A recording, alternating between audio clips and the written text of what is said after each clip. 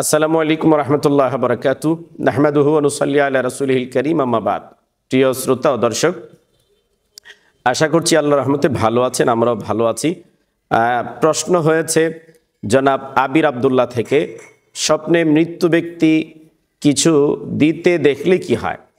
স্বপ্নে মৃত ব্যক্তি কিছু দিতে দেখলে কি হয়, এটা হচ্ছে তার প্রশ্ন।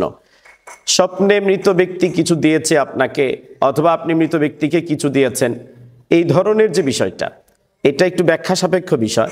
এমন যদি হয় যে স্বপ্নে মৃত ব্যক্তি আপনাকে কিছু দিয়েছে, সে খুব খুশি হাসি, তার চেহারাটা খুব হাস্যোজ্জ্বল, গায়ের জামাগুলো খুব পয় পরিষ্কার এবং খুব স্বাচ্ছন্দ্যের সাথে আপনিও গ্রহণ করছেন খুব হাসি খুশির সাথে, যেটাকে আনন্দ ঘন মুহূর্ত বলা হয়।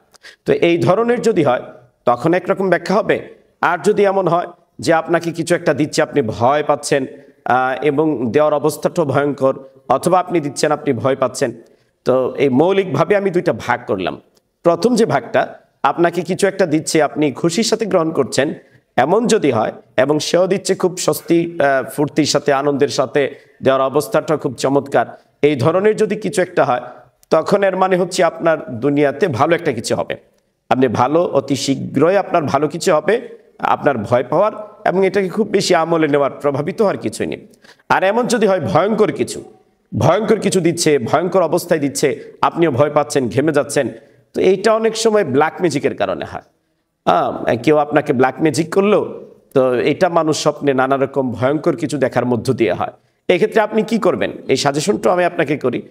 এর থেকে মুক্তি পাওয়ার জন্য আপনি নিয়মিত সকাল সন্ধ্যায় কিছু সুন্নত দোয়ার আমল করবেন।